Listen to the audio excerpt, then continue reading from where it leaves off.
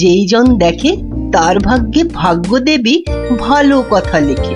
রাজা যেন গগন সূর্য, বৈকুণ্ঠ ঈশ্বর, তার সঙ্গে পাল্লা দিতে কে খায় ঠক্কর? হয়েছে হয়েছে, রোজ রোজ এত তেল ঢাললে পিছলে পড়ে যাও যে। যাকে সবার কাজ শুরু হোক। মন্ত্রী, সবার কাজ শুরু করার আগে একটু জ্যোতিষ মশাইয়ের একটা কথা শুনে নিন রাজা মশাই। যা কলা, সবাই বসতে না বসতেই জ্যোতিষী মশাইয়ের কাছে কুস্তি পড়ার ভাল লাগে না। এমন কথা মুখে আনবেন না যজমান।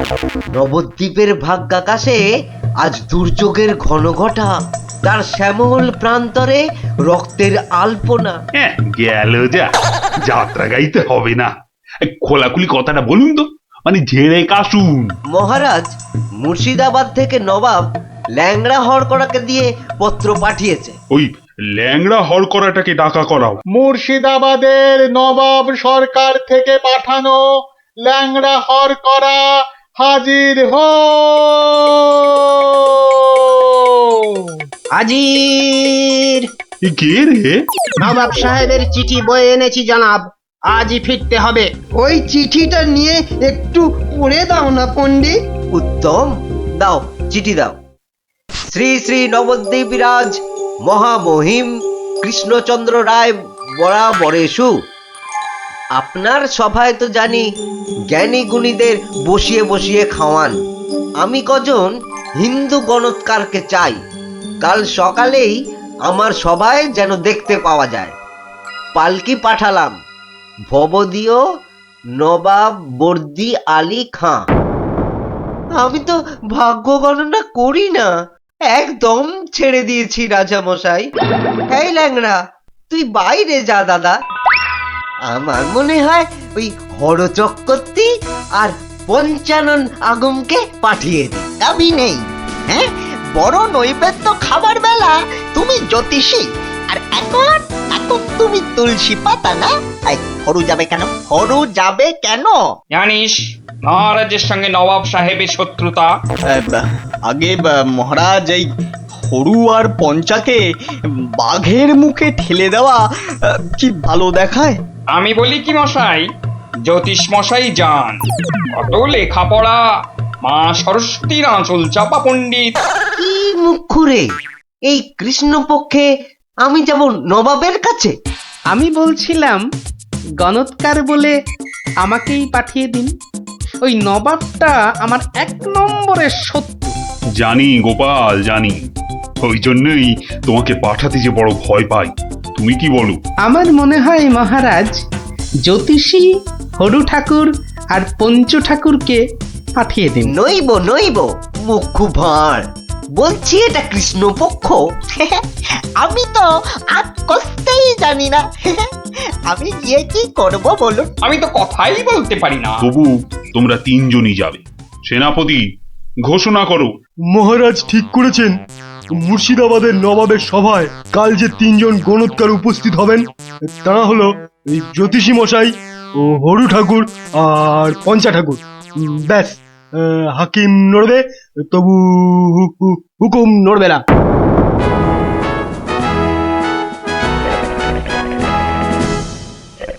বন্দগি জাহাপনা, আপনি হলেন গিয়ে গরিবের, যাকে বলে কিনা মা বাপ।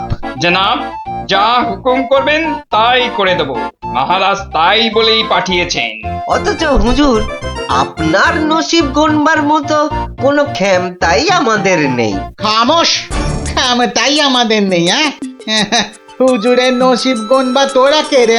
তোরা কে? বেত্তামিজ। কাকে ধরে এনে পাঠালো কৃষ্ণচন্দ্র? জাহান্নামে যাওয়ার জন্য কম্পাক পা বাড়িয়ে দিয়েছে। এতদিনে হুজুর আচ্ছা কসরত করেছেন, ফাঁদে পড়েছে আহাম্মুকটা। খালি পাশ কাটিয়ে পালায়, খালি পাশ কাটিয়ে পালায়। এই পণ্ডিত কটাকে 3টে বাপ জানতে চাই, না বলতে পারলেই শুল। এ উজিরটা কি রে? ফুলে বসিয়ে কি হবে? কয় কয় বিশাল কয়। জি কয়, লাগে বিশাল টোপ্পা। মরে যাব, মরে যাব খোদা বন্ধ। ছেলে পিলে সব গাছতলায় গিয়ে বসবে। ভিক্ষেও জুটবে না জানাব। আমার আবার ভাতে একটু ঘি না পেলে ও চোয়া ঠেকুর ওঠে। তার চেয়ে 3টে সওয়াল পুছতে বলুন উজির সাহেব। यही मर्द का बात। কি করব হুজুর, ডাঙায় বাঘ আর জলে কুমির। আপনাকে খুশ করে না ফেললে কেষ্টচন্দ্র ছাড়বে নাকি? জান কবুল, সওয়াল পুছ করুন। बहुत अच्छा। पहला सवाल, माटिर नीचे की আছে? মাটি আছে। मिट्टी के अंदर में क्या है? দ্বিতীয় প্রশ্ন, পৃথিবীর মাঝখান ঠিক কোন জায়গাটা? আমি তো রাজ সরকারে জরিপ করি না খোদাবান। সত্যি বলছি, আমিও করি না। মাসে তো লাভ দিব্যি। জরিপের লোক সব আলাদা, এই মা কালীর দিব্যি। तीसरा सवाल, 3 নম্বর প্রশ্ন, পৃথিবীকে এক পাক ঘুরতে গেলে কি করতে হবে? পায়ে হেঁটে? হ্যাঁ, पैदल पैदल। কি মুশকিল, অত হাঁটা যায় নাকি? সাদা সাপটা কথা জানাব, আমাদের বইয়ে এসব সওয়ালের কোনো জবাব নেই। দিন দিন গারদে পাঠিয়ে। क्या तुम जवाब देगा? জি। 3 सवालेर जवाब देगा? बहुत अच्छा। बताओ।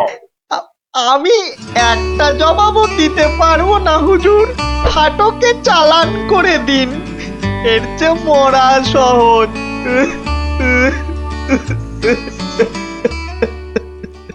অসম্ভব, অসম্ভব। মন্ত্রী, এই যে মহারাজ, এই যে এই যে মহারাজ, বলি থাকো কোথায়? আমি তো আপনার পাশে পাশেই থাকি মহারাজ। প্যাকাটি কোথাকার, এত বড় একটা কাণ্ড হয়ে গেল, তবু হুঁশ নেই। যেন মাথায় পড়িল আকাশ ভেঙে, তবু দিন কাটে খেয়ে ও দে। হুঁ, মন্ত্রী না ষড়যন্ত্রী ভাই, দুষ্টু। বাক্যম অনর্থকম আজে বাজে কথন বন্ধন। মহারাজের 3 গণৎকারকে নবাব ফাটকে পুড়ে দিল, আর উনি এসছেন অং বং চং করতে। মহারাজ, আমি বলি কি, এই নবাবের নামে একটা পদ্য লিখে পাঠাই। এই যে আমি লিখেও ফেলেছি। তুমি আমার প্রিয় নবাব, তোমায় আমি দিচ্ছি জবাব, বুকটা আমার দুরু দুরু। এটা একটা আস্ত গরু। মহারাজ, সৈন্যবাহিনী নিয়ে গিয়ে একটা যুদ্ধ করে দেখি। তুমি বুদ্ধি ঢেকি, 3টে প্রশ্নের জবাব দিতে পারো না, পাকামো করতে এসেছো। বিজ্ঞানী। মহারাজ, প্রশ্নের উত্তর দিতে পারি, কিন্তু নবাব তো আসলে ঝগড়া বাঁধাতে চাইছেন, কোনো জবাবই যে শুনবেন না। কি সর্বনাশ! তার মানে আবার খাজনা বাড়াবার তালে আছে? হ্যাঁ, তাহলে এখন উপায়? নবদ্বীপের 3 পণ্ডিত নবাবের ফাটকে জীবন কাটাবে। এ মা, ভীষণ লজ্জা করে। লোকে কি বলবে? ম্যাগো, ঠিক যেন ছন্দ ছাড়া পদ্য। হুঁ, মিষ্টি ছাড়া আবার কাঁচা গোল্লা হয় নাকি? কি করে মুখ দেখাবো ভাই? যা। আর আর একটা কথা বললে তোমাকে 17 ঘরের নামটা মুখস্থ ধরবো। খালি ভাবো, ভাবো এখন কি উপায়। আমি বলছিলাম একটাই উপায় আছে মহারাজ। গোপাল, এখন থামো, হাসি মশকরার সময় নয় এখন। আমি তো জানি মহারাজ, উপায় একটাই। কি উপায়? আপনার রাজপণ্ডিত বলে আমাকে মুর্শিদাবাদে নবাবের দরবারে পাঠিয়ে দিন মহারাজ। বাঁচালং বাঁচালং, তুমি ভর পণ্ডিতের জবাব দিতে দাঁত ভেঙে যাবে। তাহলে আপনাকেই যেতে হবে পণ্ডিত মশাই, ফাটকে থাকতে হবে। এই অসভ্যতা করো না, আমি যাব কি করে? উত্তম মহারাজ, গোপালই যাক। গোপাল বন্ধু, কিচ্ছু ভাববেন না মহারাজ, নবাব যেমন প্রশ্ন করেছেন তেমনি উত্তর দেব মেপে। আপনার 3 গণৎকারকে ফিরিয়ে যদি না আনতে পারি, তো আমার নামে গরু পুষবেন মহারাজ, হাতিকা দাঁত, মরদকা বাত। মহাপণ্ডিত নামে তোরা জয় দে জয় দে, গোপাল পণ্ডিত দেবই চলেছে চলেছে, নবদ্বীপের মাঠ বাঁচাতে চলেছে চলেছে, কৃষ্ণরাজার নামে পণ্ডিত চলেছে চলেছে। জয় জয়, গোপাল পণ্ডিত দেবের জয়। জয়! নবদ্বীপের হারানো মান বাঁচাবে কে? পণ্ডিত গোপাল, আবার কে? নবদ্বীপের হারানো মান বাঁচাবে বাঁচাবে কে? পণ্ডিত গোপাল আবার কে? কি নাম তোমার? আমার আবার নাম? তো নাম তো একটা আছে। তা আছে। সেটাই বলো না। বলতে একটু সময় লাগবে যে, লোকে অত সময় দেয় না। না হয় সময় দেওয়া হবে, আগে নাম। শ্রী শ্রীল শ্রীমন্ত ভট্টি হর বড় ভাঁড় নবদ্বীপ কৃষ্ণ আকাশে। এত বড় নাম? আরেকটু, শর্মা কৃষ্ণনগর ভীষণ মোরগ গর্জন। আর বলতে হবে না। এখনো শেষ হয়নি জানাব। ওই শুনতে গেলে আমি শেষ হয়ে যাব। আরেকটুখানি, পণ্ডিত বোধ বুদ্ধি নাকি কানি? খামোশ, এক গোল্লা সুতোর মতো নামের গোল্লা, খালি প্যাঁচ ছড়াচ্ছে। এ লোকটাকে আবার আনলে কেন?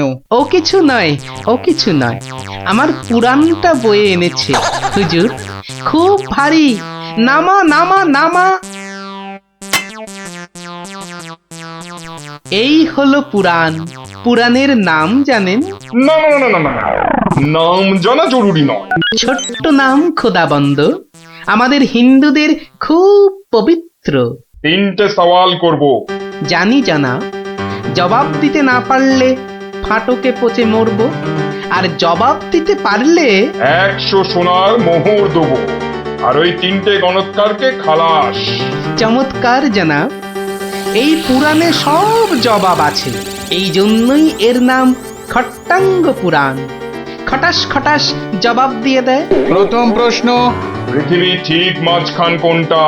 দ্বিতীয় প্রশ্ন, পৃথিবীতে কিভাবে পায়ে হেঁটে ঘুরে আসতে হয়? তৃতীয়, মাটির একবারে নিচে কি আছে?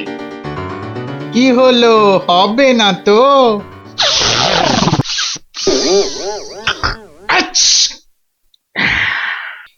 জানাব, একটু ওইখানে গিয়ে দাঁড়ান একবার। বাদিকে বাদিকে, আরে আরেকটু ডান পাশ সরে। এবার পিছিয়ে যান, পিছিয়ে। এবার এক পা এগিয়ে আসুন, আসুন আসুন। একেবারে পাক্কা হয়েছে, পাক্কা। ওই পৃথিবীর ঠিক মাঝখান। হ্যাঁ, একেবারে পাক্কা মাপ। আপনার কত পাকা মাথা, আপনি না হয় মেপে দেখবেন। দ্বিতীয়, একবার জানা, একটু কষ্ট করতে হবে হুজুর। এটা কি হচ্ছে? হ্যাঁ, এটা কি হচ্ছে? গুলবাজ কোথাকার। আগে হুজুর, পৃথিবীর মাঝখানটা ধরে তার চারপাশে ঘোরাই তো বিশ্ব ঘোরা, আর আমাদের নবাবই তো জগৎ হুজুর। বহুত আচ্ছা, क्या बात। लेकिन মাটির নিচে কি আছে? তিসরা। তৃতীয় প্রশ্ন। জানাব এত জ্ঞানী, তবু বলি হুজুর, এক মনে ভেবে দেখুন, এসব কি আমাদের জানতে আছে? লোকে কি বলবে আপনাকে? মানে আমরা হিন্দুরা মারা যাবার পর আমাদের পোড়ানো হয়, ধোঁয়া হয়ে আকাশে চলে যাই, তাই আকাশটা জানি। আপনাদের কবর দেওয়া হয় মাটির নিচে। আপনাদের কত গুপ্ত লুকানো জিনিস সেখানে, ওখানে নজর দিয়ে বলতে পারি কি কি আছে জানাব, মরে গেলেও বলবো না। ঠিক বলেছো, মাটির নিচে কি আছে তা তুমি জানবে কেমন করে? জয় পণ্ডিত, তোমারই জিত, তোমারই জিত। আমার জয় কি বলছেন জানাব? আমরা বলবো জয় খট্টাঙ্গ পুরাণের জয়, জয় নবাব আলীবর্দীর জয়, জয় নবদ্বীপের জয়। আমার প্রিয় সভাসদগণ, আজ আমি বড়ই আনন্দিত। গোপাল গোপাল তার বুদ্ধিতে নবদ্বীপের সম্মান রক্ষা করেছে। সে আমার ভার নয়, আমার আমার বন্ধু, আমার রাজসভার অলংকার। কিন্তু কিন্তু কি করে গোপাল সব প্রশ্নের উত্তর দিল মহারাজ? মহা আশ্চর্যের ব্যাপার। সত্যি, শুধু সওয়াল জবাব নয়, আমাদের 3 পণ্ডিতকে ফাটক থেকে মুক্ত করে আনলো কিভাবে? নিশ্চয়ই শাস্ত্রের পাতায় লেখা আছে, নামটা মনে পড়ছে না। কি গোপাল, মানে কোন শাস্ত্রে লেখা আছে? মহারাজ, এ এক অতি প্রাচীন পুরাণে লেখা আছে। এই হলো পুরাণ মহারাজ। বলেছিলাম পুঁথিতে লেখা আছে, পুরাণের নামটাই খালি মনে পড়ছে না। আমি বলছি পণ্ডিত মশাই, এই পুরাণ হলো খট্টাঙ্গ পুরাণ। খট খট খট খট খ- খটাঙ্গ পুরাণ। খট্টাঙ্গ পুরাণ মহারাজ, পুরাণটি দেখে চোখ সার্থক করুন। এ কি? এ পুরাণ কোথায়? এ তো ভাঙা কাঠের পায়া। গরিব গোপালের ওটাই খট্টাঙ্গ পুরাণ মহারাজ। নবাব যে বড় সড়ো জিনিস না দেখলে বিশ্বাসই করবেন না। ধন্য ধন্য গোপাল। তোমার তোমার বুদ্ধির দাম কিন্তু আমি দিতে পারবো না, তবে আমার গলারই হার তোমাকে পরিয়ে দিচ্ছি। ওটা নিয়ে কি করবেন মহারাজ? খাটের ভাঙা পায়া। আমার রাজসভায় রেখে দেব রাজপণ্ডিত। ওই খটাঙ্গ পুরাণ বাঙালির বুদ্ধির সাক্ষী দেবে। শোনো শোনো শোনো, নবদ্বীপের বুড়ো বুড়ি ছোঁড়াছুড়ি ভালো করে শোনো। মহারাজ কৃষ্ণচন্দ্র আদেশ করেছেন, গায়ে গঞ্জে কারোর অসুখ বিসুখ করলে সঙ্গে সঙ্গে ওনার তৈরি চিকিৎসালয় নিয়ে যেতে হবে। দেরি করলে বিপদ হবে। ও ঘোচক মশাই, আমরা সব পাড়ায় পাড়ায় পাক খেয়ে বেড়াই, আমরাই তো সবাইকে বলবো।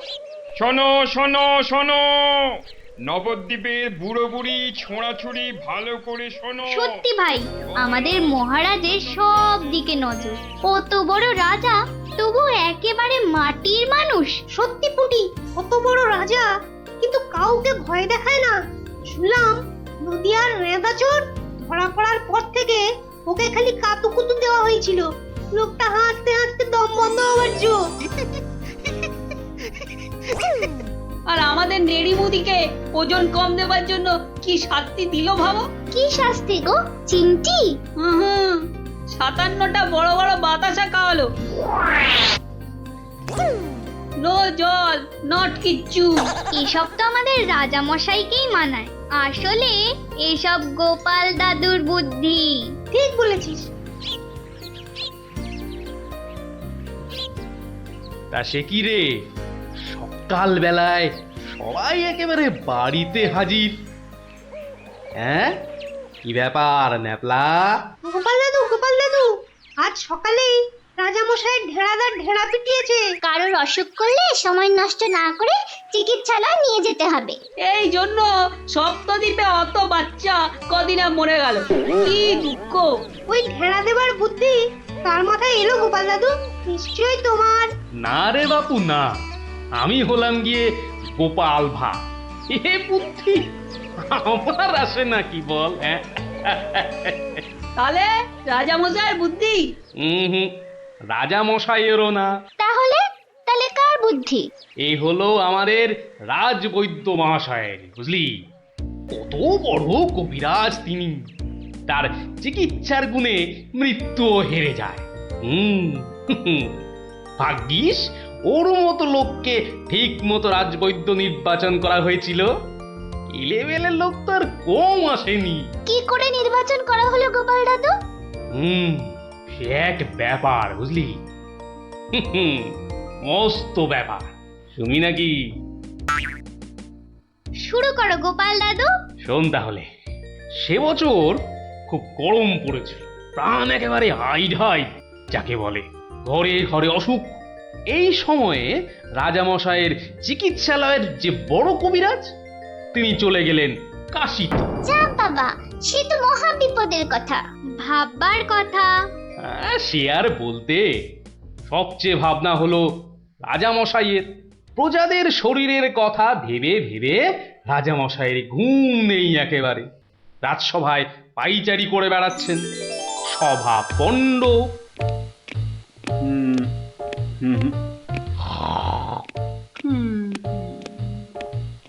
না,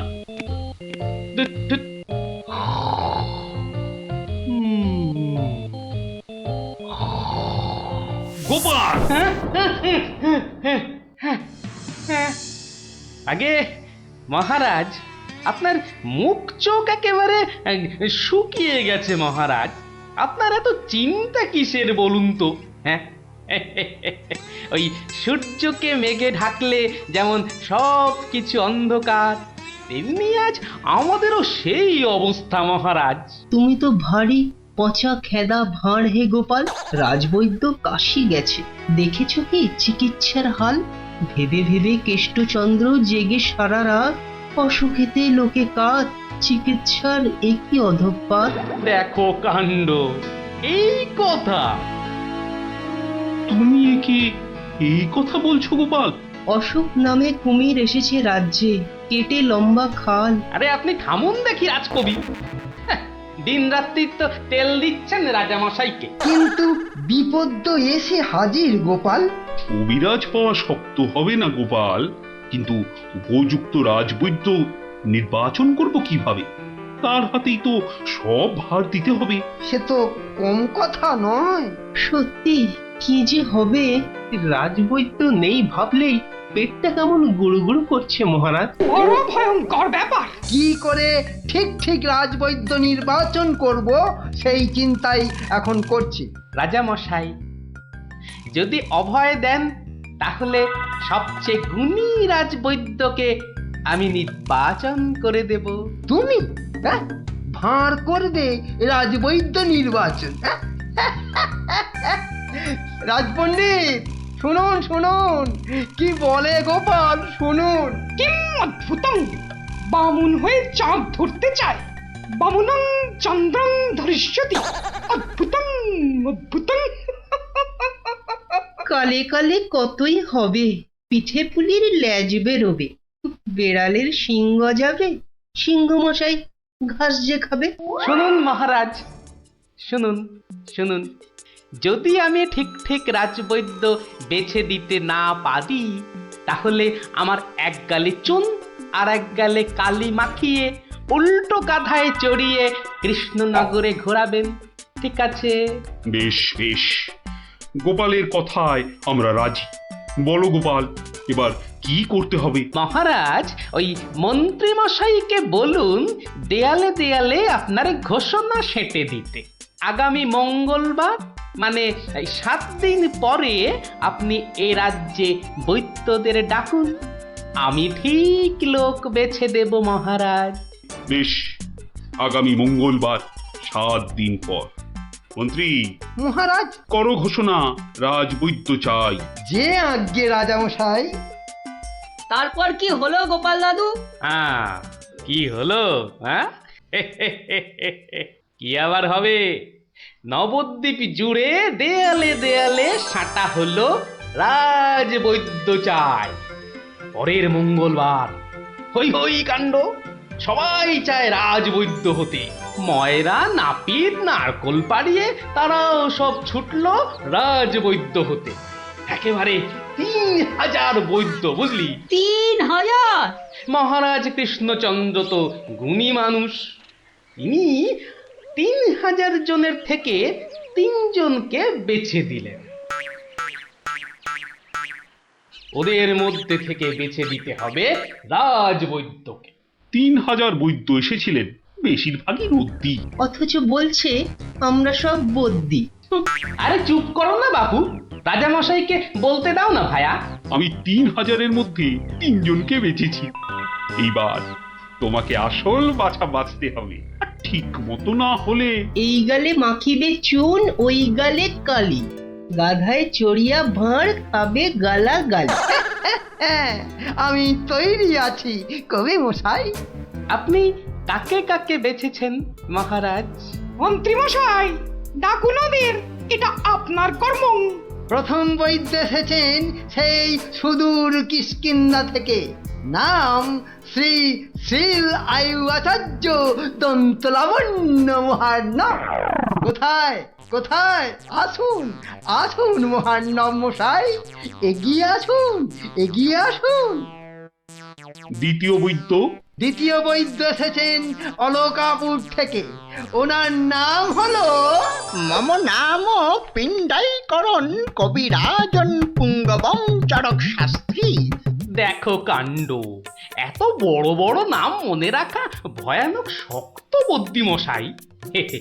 আমি ওনাকে বলবো আচার্য মশাই, আর আপনাকে বলবো শাস্ত্রী মশাই। মন্ত্রী মশাই, এবার তৃতীয় কবিরাজকে ডাকুন। তৃতীয় কবিরাজের নামটা বড় ছোট, শাস্ত্রী নয়, আচার্য নয়, নবদ্বীপের লোক। খুব বয়স হয়েছে। ওর নাম হলো, আমাকে লোকে বলে বুড়ো কবিরাজ। কি কি রোগের চিকিৎসা করেছেন একবার বলে দিন।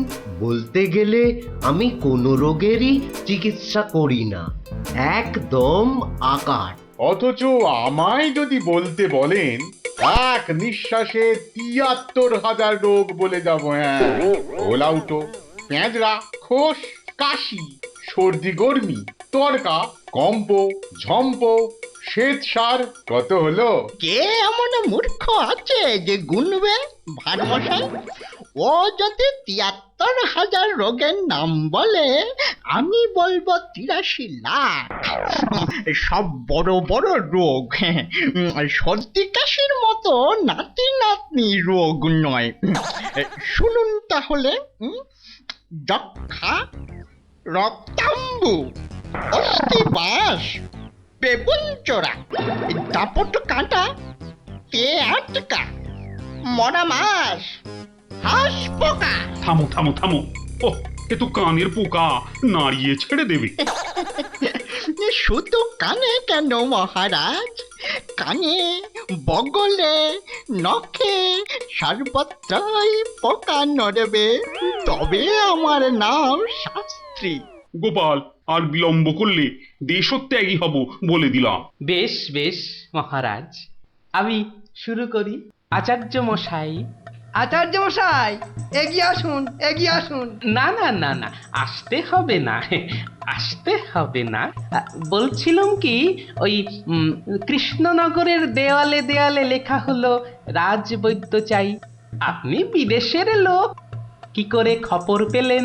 সে পেতেই পারে গোপাল, মহারাজ কৃষ্ণচন্দ্রের রাজবৈদ্য বলে কথা, কম ব্যাপার নয়, বুঝেছো?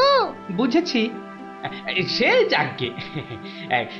কবিরাজ মশাইগণ, সভাসদগণ, আপনারা সবাই জানেন আমাদের শাস্ত্রে একটা কথা আছে, শতং মারি ভবেত বৈদ্য।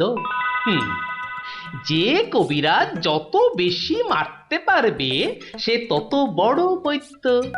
নিন আচার্য মশাই, আপনি বলুন কজন মরেছে এ পর্যন্ত? কি করে হুট করে বলি? বলুন বলুন, ওই ২-৪টে কম বেশি হলে সেটা কিছু হবে না।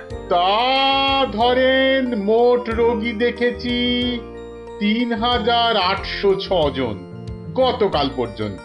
হাততালি হাততালি হাততালি। এবার বলুন আচার্য মশাই, তাদের মধ্যে মেরেছেন কজনকে? মানে কজন মরেছে আর কি। একেবারে ২৫০০।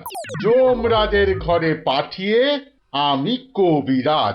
আরে দূর দূর, নাবালক, দুগ্ধপোষ্য, ২৫০০ মেরেই একেবারে হনুমানের মতো লাফাচ্ছে দেখো। হ্যাঁ, এ কবিরাজি না করে রাজসভায় নাচুক মহারাজ।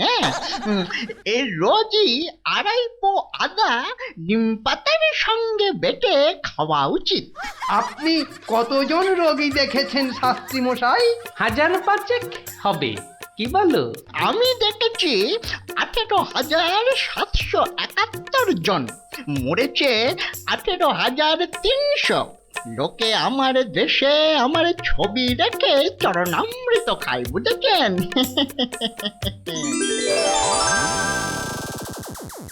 বুঝলেন তো? একবার দুজন সৈনিক দৌড়াতে দৌড়াতে এসে থামলো, খবর এনেছে ওরা। তা আমি শক্তি বাড়াবার জন্য একটু শরবত দিলাম। ওরা খেলো? খেলো, ফুলে গেল, পটাং করে ফেটে মরে গেল।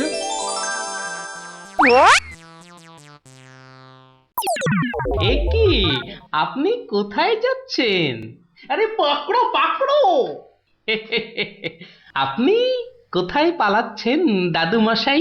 আমাকে ছেড়ে দিন মশাই, আমি এদের মতো অত গুণী নই। সে কি, রোগী দেখেননি আপনি? দেখেছি মশাই, কিন্তু বড় কম। কেন কম কেন? আমি যে রোগ হতেই দিই না।